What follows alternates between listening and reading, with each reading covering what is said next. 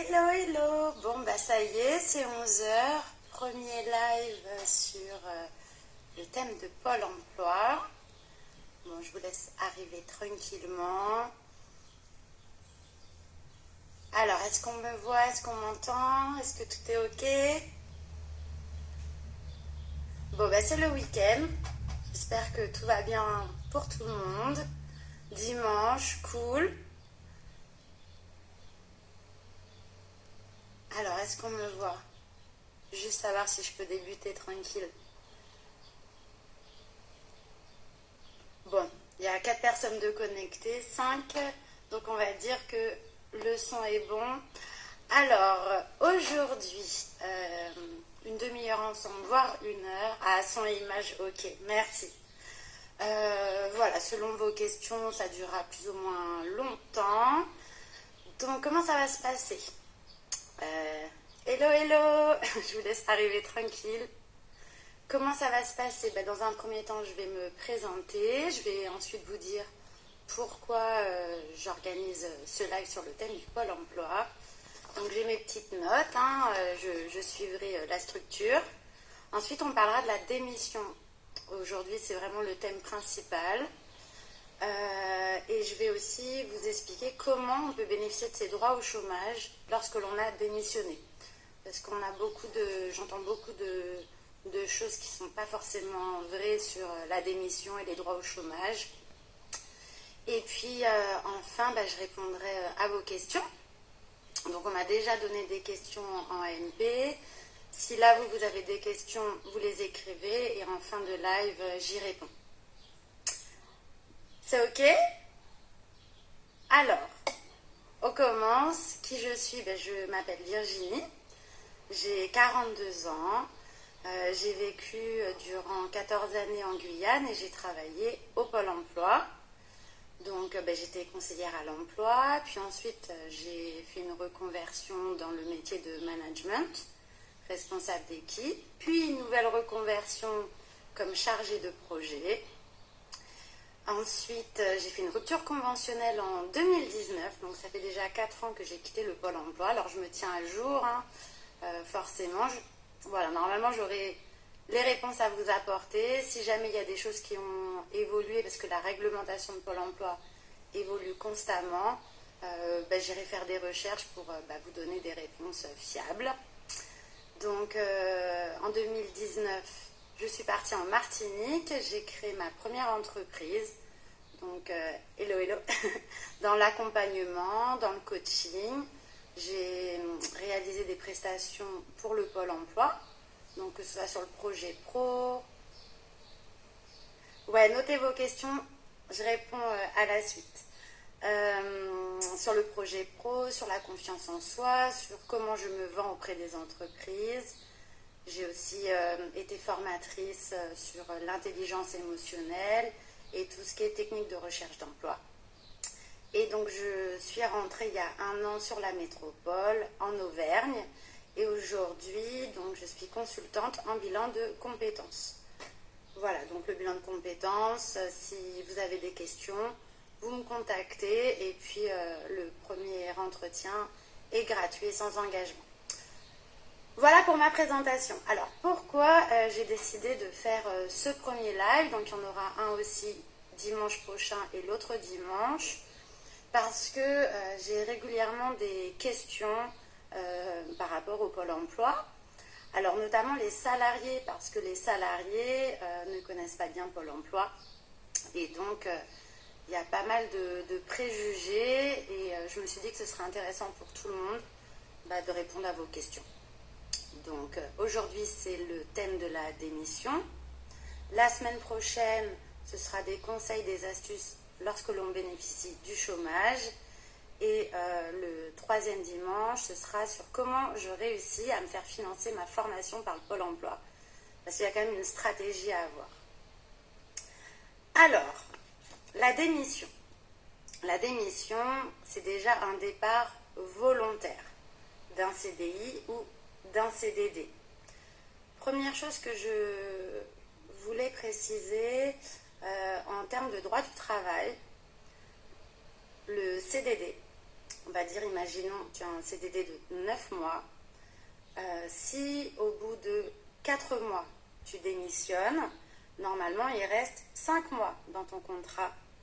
Et je voudrais que tu sois vigilant parce que si jamais tu démissionnes et que l'entreprise va dans la procédure, elle est en droit de te réclamer les 5 mois de salaire que tu aurais dû percevoir puisque tu arrêtes le contrat.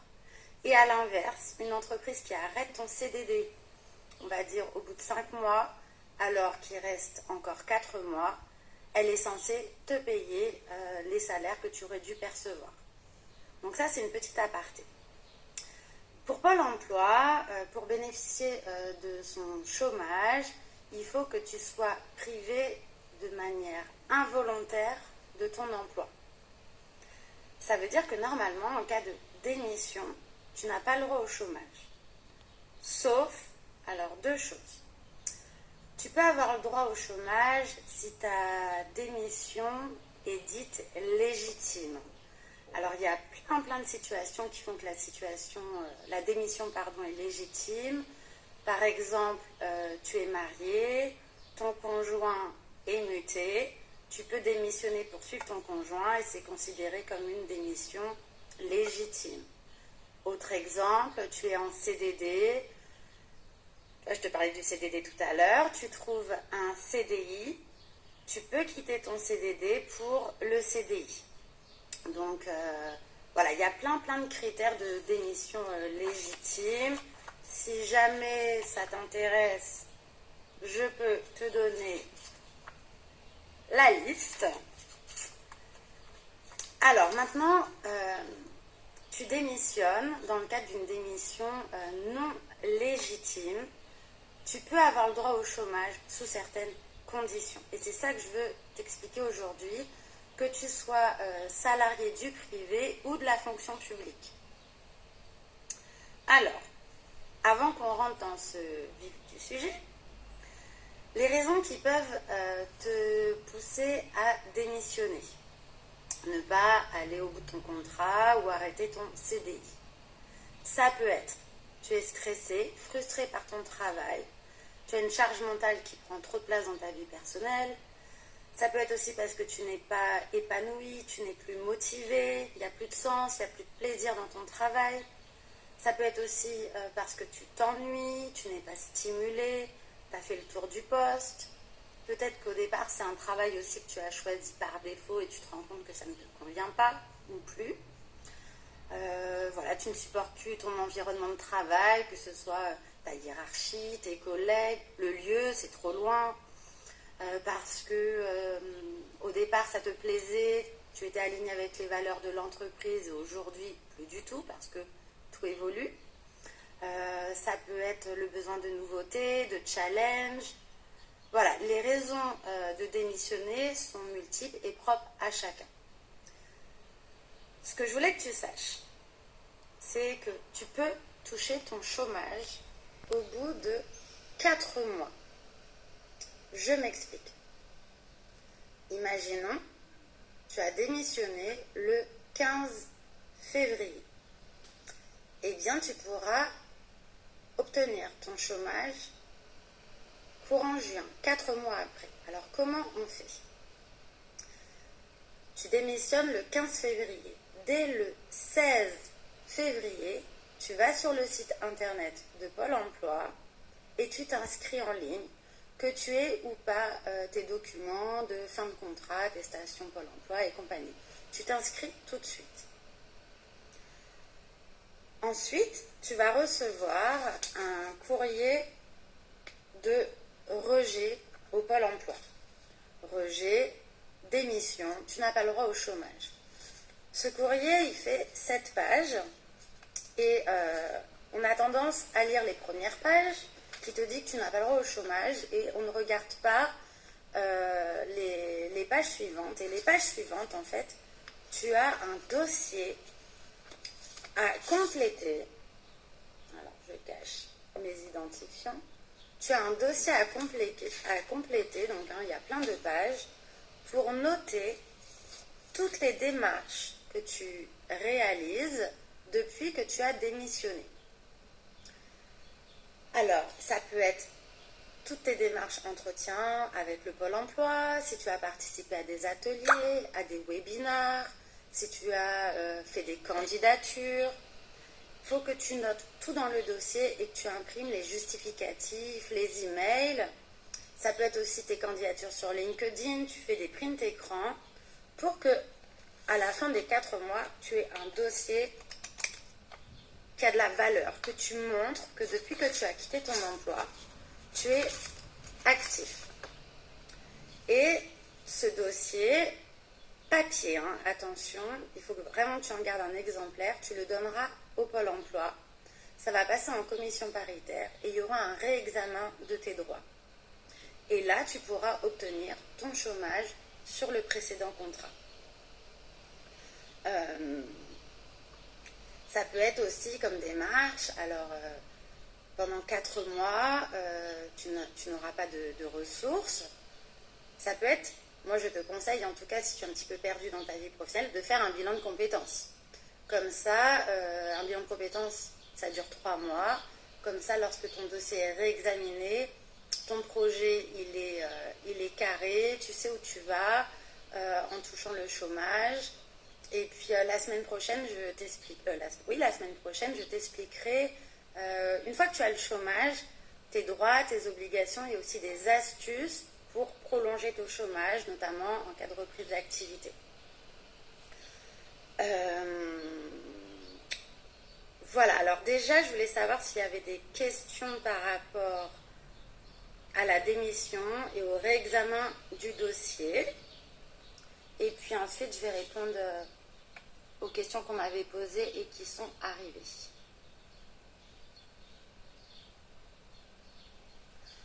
Alors là, j'ai une question. Si je démissionne pour une formation, ai-je droit au chômage? Alors là, il faudrait qu'on aille creuser ensemble, savoir quel est ton contrat et surtout quelle formation tu souhaites faire. Est-ce qu'elle est qualifiante ou non? Voilà, là, il faudrait vraiment aller creuser en détail ta situation.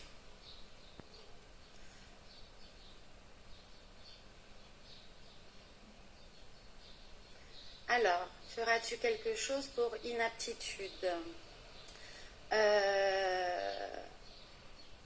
Alors là, je ne sais pas trop ce que tu veux me dire. Alors, je sais que la semaine prochaine, je parlerai du licenciement pour inaptitude. Parce que pareil, on pense que lorsqu'on est inapte d'un emploi, ça va nous poursuivre toute notre vie. Dans le cadre d'une inaptitude, alors en faisant un bilan de compétences, on trouve le projet qui pourrait te correspondre. Donc voilà, c'est pas une fatalité. Est-ce que tu veux approfondir ta question? Je regarde si j'ai d'autres questions.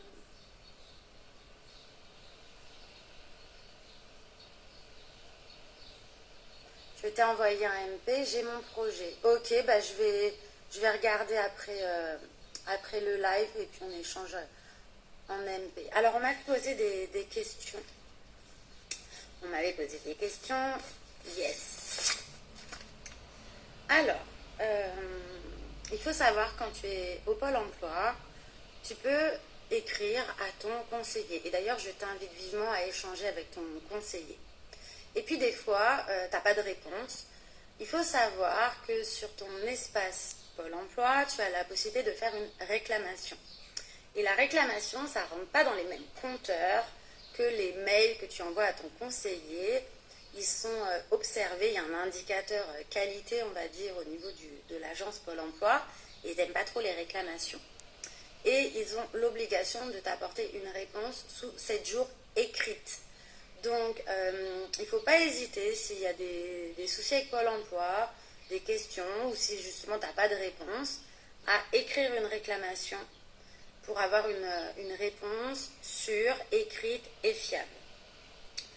Deuxième chose, si tu as un conflit avec le Pôle emploi, des problèmes de fonctionnement, on te dit oui, on te dit non, il y a un problème de cohérence, il faut savoir qu'il existe le médiateur Pôle emploi dans chaque région. Et pareil, il ne faut pas hésiter à lui écrire quand tu n'es pas d'accord avec une décision prise par le Pôle emploi. Alors, on m'a posé une autre question. Les travailleurs, on va dire, étrangers, donc c'est quelqu'un qui a une pièce d'identité d'un pays européen, mais qui n'a pas la nationalité de ce pays, qui a travaillé là sur la France, et Pôle emploi refusait l'inscription, donc il ne comprenait pas puisqu'il est dans l'Union européenne. Il faut savoir qu'en creusant, il n'a pas la nationalité Union européenne. Certes, il a travaillé en France, mais il n'a pas de titre de séjour qui l'autorise à travailler en France et du coup, il ne peut pas bénéficier de ses droits. Donc moi, je l'ai invité très très vite à régulariser la situation avec un titre de séjour qui autorise le travail pour pouvoir bénéficier de ses droits au chômage à la fin de ces petits contrats. On m'a posé une autre question sur la période d'essai. Donc la période d'essai, si l'employeur met fin à la période d'essai, il n'a pas besoin de justifier sa décision. Mais vu que c'est lui qui te prive de manière involontaire de ton emploi, tu as le droit au chômage. Par contre, si toi, tu arrêtes ta période d'essai, il faut être vigilant parce qu'il y a un certain nombre de jours qui t'autorisent à démissionner et à avoir tes droits au chômage. Et si tu dépasses ce nombre de jours, c'est considéré comme une démission et tu retombes dans le système des 4 mois où tu n'auras pas de chômage, sauf si toi, tu demandes le réexamen et si tu prouves que tu as été actif dans tes démarches. Alors, est-ce que j'ai d'autres questions?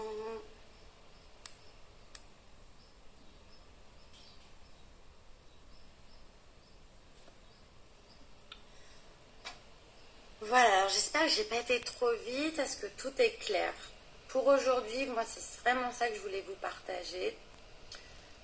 La semaine prochaine, conseils, astuces, une fois que tu touches le chômage, que tu reprennes un travail, que tu sois en maladie, on parlera du licenciement, faute lourde, faute grave, pour inaptitude. Également sur la rupture conventionnelle, parce qu'il y a des choses à savoir pour ne pas se retrouver dans des situations délicates. C'est tout bon? Bon, MP envoyé, ok. Ben, je vais regarder tout ça. J'espère que ça vous a plu, aidé. Et puis, on se retrouve la semaine prochaine. Merci beaucoup d'avoir été présent pour ce premier live pour moi. Et puis, je vous souhaite un bon dimanche.